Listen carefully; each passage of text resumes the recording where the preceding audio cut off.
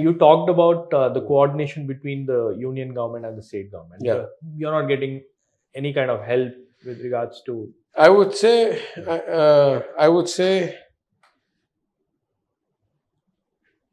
if the ideal is here, in some instances we operate here, in some instances we operate here.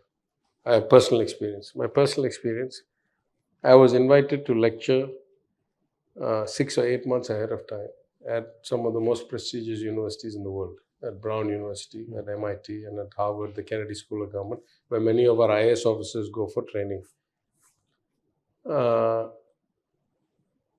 With assigning no reason whatsoever, 12 hours after I was scheduled to fly out, I get a rejection from the MEA saying clearance is declined from a political angel, not angle, angel. Like they don't even type properly. I have to show you this. It's got spelling errors. So they've taken the normal approval form. It has gone through all the process saying the ambassador says it's good for the country. Nobody else can do it. This, that. And I tell you how, kind of asinine it got. Soft refusal came to us saying the invitation from the Browne University is from a director of the Peterson Center for International Studies. That is not considered of the right level of protocol for a minister in the state government. Therefore, this is not a valid invitation. So I called the professor who had invited me, and he said, by coincidence, the president of the university is also an economist, also keen to hear you talk. So let me see, though normally presidents of universities in the US, particularly under the kind of constraints they're in now, they have to go through a security clearance process, this, that, and all that. He said, because you're relatively well known, because you're an MIT guy yourself, you spent 20, 30 years in the US, so your background is very visible and obvious. Therefore, let me ask. And he comes back to me, surprisingly, this professor, within like 4 hours, he comes back to me with the actual letter of invitation from the president of the university itself. That itself is mind-boggling to me that it can happen that quickly. Normally, there's a lot of protocol for this. So we resubmit that letter. So you say that it's a rank problem. Now we're no longer talking about institute head. We're not talking about dean or provost. We're talking about the actual president of the entire university. And surely, if world-class universities like that, surely that is equal to the minister of state, one of 30-odd states and one of hundreds of ministers.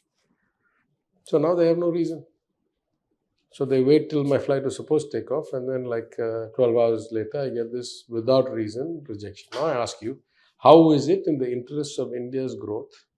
How is it in the interest of Tamil Nadu's relations and investment future to deny a person like me, who is a 20-year expat from the United States, who has a natural connectivity, who has the capacity to draw people towards us. And in fact, in the end, I ended up going on a personal trip much later, taking my son on a college tour.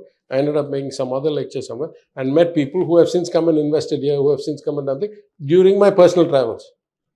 No. Why was it not in the government's interest for me to go and do it in the course of official travel? Right? So I'm saying those instances I would rank at the very bottom. Those are almost kind of malafide to the notion of joint partnership and working together, right? So if you say sometimes we work well, sometimes we work okay, many times we work badly. So, So now these relations have been like this? No, I'm just saying instances come and go. It depends on the individual, depends on the department, depends on the situation.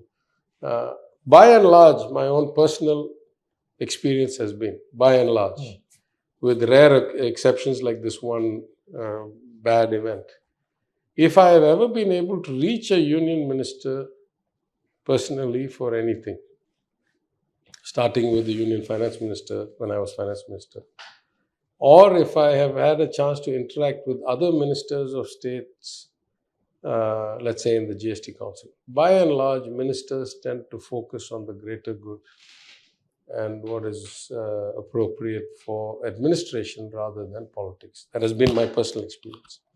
I'm not saying that's how it should be. That's how it should be. Yeah, I'm saying. So I'm saying in a good way. Yeah. So I'm saying, I don't know what happens behind the scenes, but I'm saying in my personal experience over the course of, 4 years now almost as a minister, I must have interacted with, half a dozen, a handful of union ministers or ministers of state, both in the 2019 to 24 regime and the 24 to current regime, as well as maybe ministers from 10 or 15 states, all states, Uttar Pradesh, Goa, Madhya Pradesh, Meghalaya, all BJP states, also non-BJP states, or states like Maharashtra, where Fadnavis was the GST member when he was Deputy Chief Minister, and now is the Chief Minister. I've also operated when it was Shiv Sena government, when through Ajit Pawar was. So all those interactions, I would say, at a personal interaction level, if you say the right things and if you have the right intention, then you seem to get along just fine and everybody wants to do the right thing. Sometimes the process, especially when it goes to the more bureaucratic process, gets subverted by such kinds of petty-mindedness. But individually, especially every time I've ever worked with the minister, everything has been fine. Sir, you use this word malafide because that's a pretty strong word. I don't know how else. I don't know how else. I don't know how else to interpret rejecting my permission with no reason to travel to address invited lectures at world-class universities like Browne, MIT, where I am an Alumni. yeah, and the Harvard Kennedy School, where every year the government of India or the state governments are sending many, many IAS officers for training. How is it inappropriate that I should go? See, if you reject, let me ask you a different question. Let's say that I intend to travel overseas for the sake of building relationships or drawing investment or whatever. That's the day job of what we're supposed to do. If I'm traveling to a country that has very good diplomatic relations with India, like Australia, like America, like UK, like we have AUKUS, we have G20, we have Quad, we have so many ways that we have. Why is it that the government of India needs to approve my travel? We are already good with diplomatic relations. Why should there be another check and balance on that? Same way I ask the question. If I need their help in setting up meetings, if I don't know all the big hedge funds, if I don't know all the big investors, if I don't know all the big corporates, and I need to go to them for support, I can understand that they act as a facilitator. In the first case, they act as a validator if it's a country that doesn't have proper diplomatic relations. Or in the case of a country with proper diplomatic relations where I don't have the ties, I call them and say, please, can get me connected to solar panel companies. They can act as a facilitator. In the case of Tamil Nadu, and in my particular case, I don't need them to validate the country. Every day, their ministers are going all day. And I don't need them to facilitate. I was an international investment banker. I have connections to pick up the phone to speak to CEOs or chairmen or professors or anybody. I spent many years in academia. Then why is it that they get to decide whether I can go or not? It's not in the statute. It's not in the constitution. There's some leftover practice from the foreign exchange crisis of 1990, some cabinet note, something interpreted. But I'm saying, when I say this outside, when I go to different countries, they laugh at me. They say, how is it that a minister needs to get the approval of some other secretary in some other government before that minister can travel to attract people or to give lectures at conferences or at trade fairs or something? Because I have, for example, invitations to go speak later this year at the annual trade fair in Vienna, at the tech festival in Paris called Viva Technology, Viva Tech. A few invitations already come in. In fact, I had invitations in March and April. March for the Global FinTech Festival in Tokyo, April for the Jaishankar Tech Festival in Singapore. Some of these I couldn't go because the assembly is in session, and I couldn't go because of work.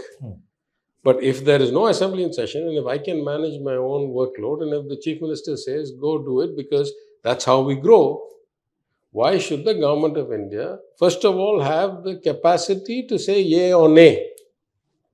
That itself is archaic, it's anti-federal. And then they actually exercise it in a way that makes no sense to me. What was the damage to India from I going and lecturing at Browne, MIT and Harvard?